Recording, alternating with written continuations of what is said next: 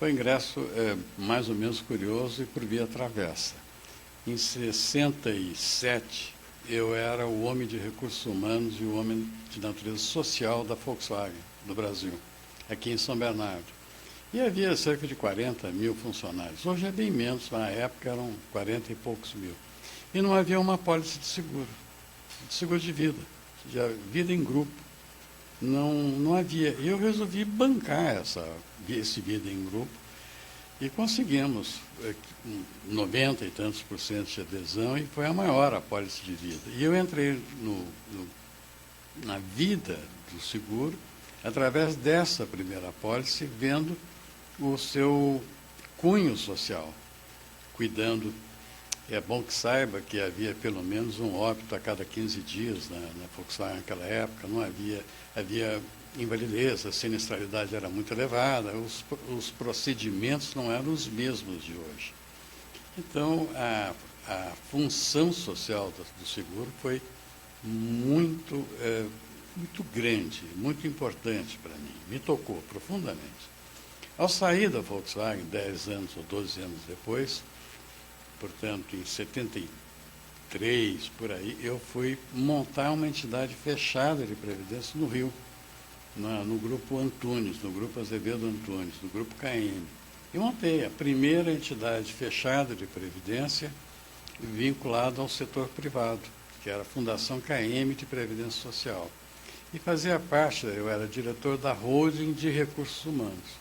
E com isso estendi seguro de vida, acidentes pessoais e, enfim, até responsabilidade civil, tudo aquilo que pudesse abranger todas as 26 empresas do grupo, distribuídas em 56 locais diferentes.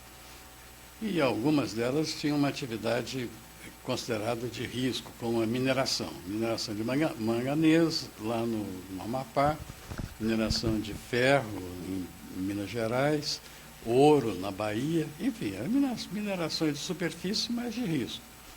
Também uma estrada de ferro, por incrível que pareça, para você implantar uma cobertura securitária para operadores de estrada de ferro, só você sendo superintendente de uma estrada de ferro.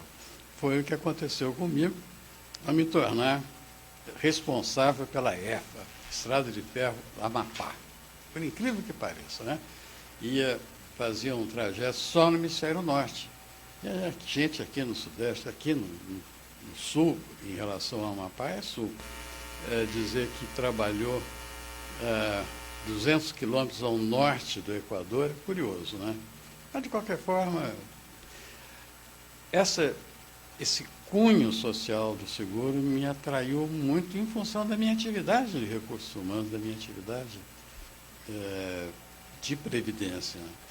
Ainda como fundador e diretor da Fundação KM de Previdência Social, aqui, junto da Promon e de outras entidades aqui de São Paulo, nós fundamos a ABRAP, a Associação Brasileira de Entidades Fechadas de Previdência Privada, que seria uma academia de entidades fechadas, uma ANSP de entidades fechadas. E está existindo até hoje, está crescendo e tal. Quando acabou o meu ciclo na KM, eu fui convidado a montar a primeira seguradora, uma seguradora diferente de previdência, que foi a Prever, que era a União de Bamerindos Nacional Unibanco e a antiga Brasil, que hoje é a Allianz, mas a Brasil saiu logo em seguida e ficamos com as três, Bamerindos Nacional e Unibanco. Nessa ocasião, eu deixei um outro cargo que era lá no Conselho de Previdência Complementar, no Ministério da Previdência. Aí eu era conselheiro pela Fundação KM, eu era o grupo privado no Conselho de Previdência. Deixei esse cargo para um dos diretores atuais do Banco Itaú, quando eu passei a ser diretor de uma entidade aberta, de uma seguradora.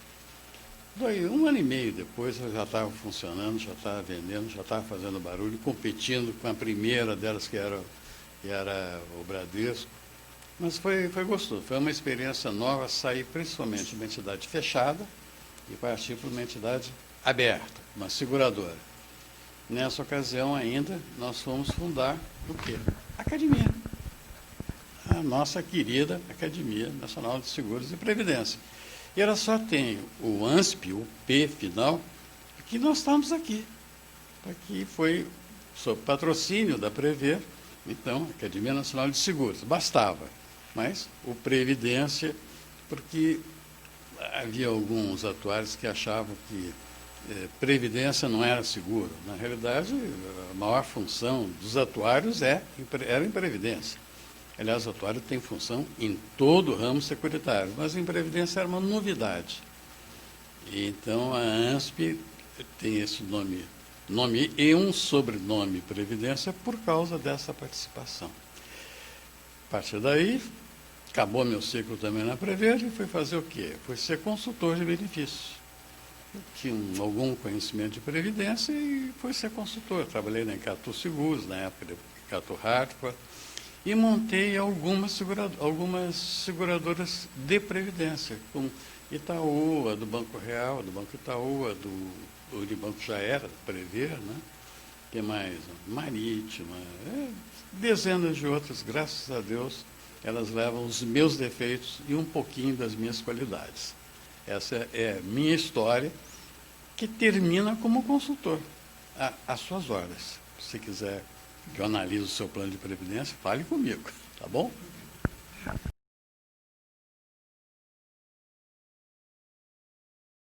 Pelo amor de Deus, estudem. Estudem seguro. Leiam direitinho as resoluções, as instruções da SUSEP, as instruções normativas, estudem. Mas não basta só estudar a parte teórica. Veja o que acontece na prática. Veja se eles se tornam um pouquinho humanos, conhecer a necessidade do ser humano. E, no paralelo, gostaria que eles estudassem português, para que pudessem entender o que está escrito e pudessem transmitir aquilo que eles conhecem. Enfim, estudar é uma palavra de ordem, em última análise.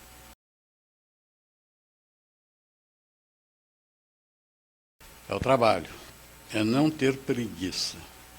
Não é necessariamente usar paletó e gravata, não é levantar às 6 da manhã, é estar onde é necessário estar. É estar junto daqueles que sabem mais do que nós sabemos. É não ter preguiça e ter vontade de aprender e de trabalhar. Esta é a grande fórmula do sucesso. Nós podemos ver um ícone nosso, o Povas, por exemplo. O Dr. Povas, ele é um homem que estava disponível a todos nós. Nós tínhamos um problema, podíamos procurar a quaquer hora do dia ou da noite. E ele recebia aqui, na academia, recebia na casa dele, recebia no trabalho dele. Não só o Povas, quaisquer outros. O nosso presidente atual está sempre disponível, sempre atende. É importante que se diga que, enfim, essa diretoria, como as diretorias anteriores, sempre atenderam a todos aqueles que bateram em suas portas. Pode ser que não no momento, até por estar ocupados, mas em seguida havia uma resposta, havia um atendimento ao nosso chamado. Enfim, esse segredo de trabalhar, de estar disponível, de aprender, de divulgar o que sabe e de aprender o que os outros sabem, no meu modo de entender, é a maneira de atingir o sucesso.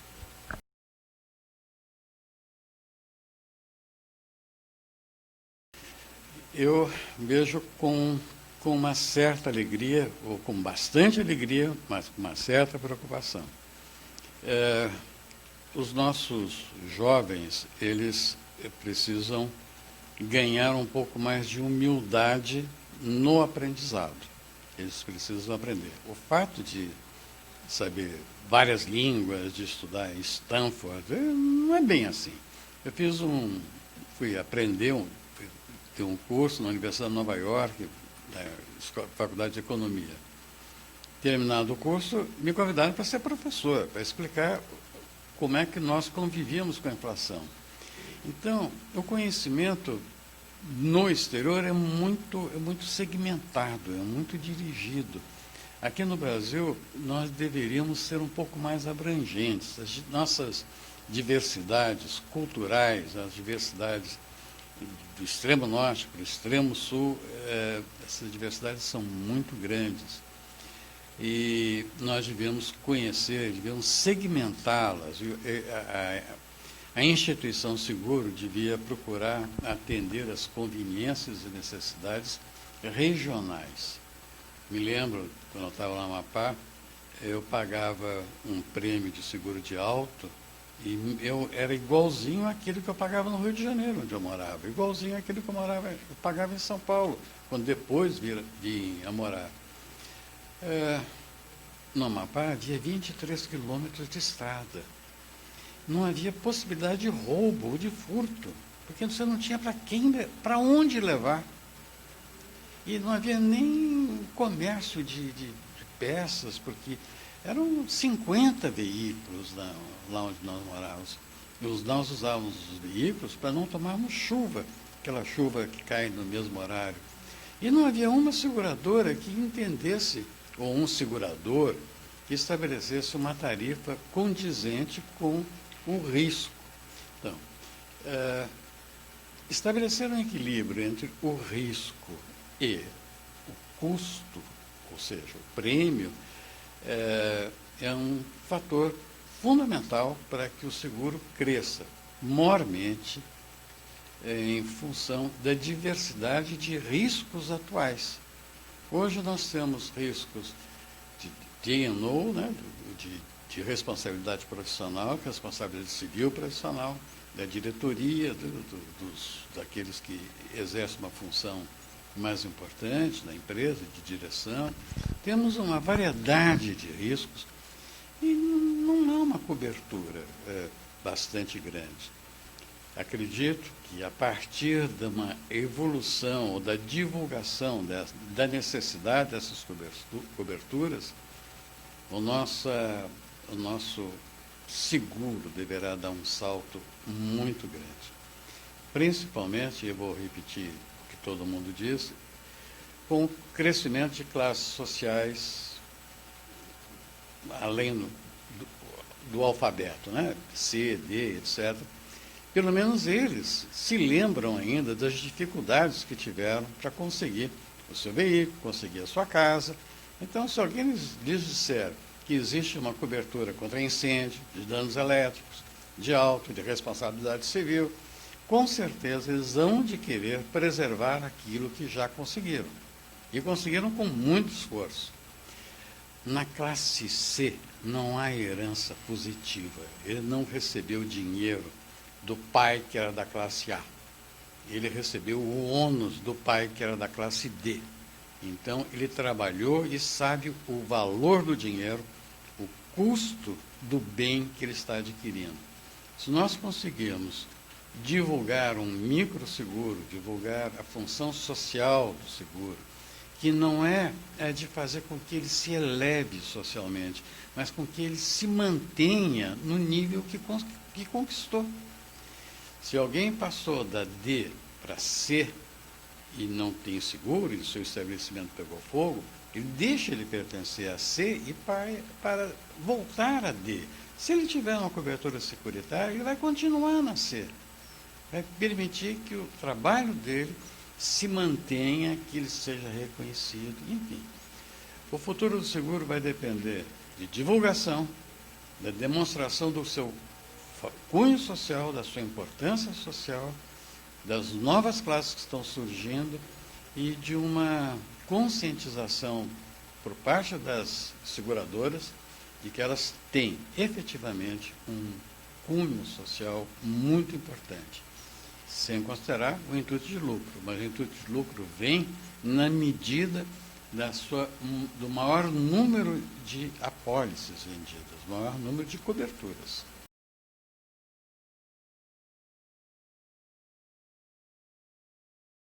É absolutamente fundamental. Absolutamente fundamental. O papel da ANSP é o de divulgar academicamente, é de dizer até para dirigentes de seguradoras, até para grandes corretores, para pessoas que nós estamos supondo que sejam altamente qualificadas, mas lhes falta a noção desse conteúdo social, dessa conveniência de divulgação. A ANSP faz esse papel divulgando os trabalhos dos acadêmicos, mencionando novas técnicas, mencionando... eu vejo trabalhos magníficos efetuados aqui, e que vão até os dirigentes. E já vi o microseguro, por exemplo, nasceu por aqui.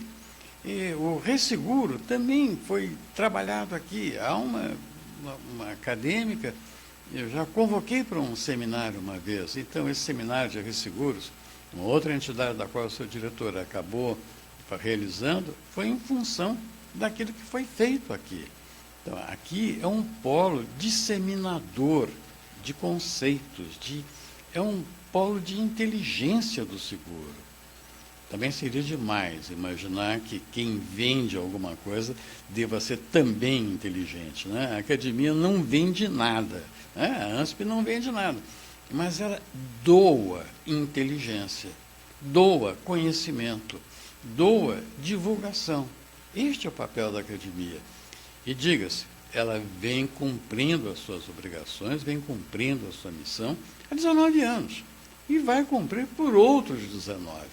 Não sei se eu vou estar vivo daqui a 19, 20 anos, mas com certeza ela estará viva e estará ainda cumprindo as suas obrigações.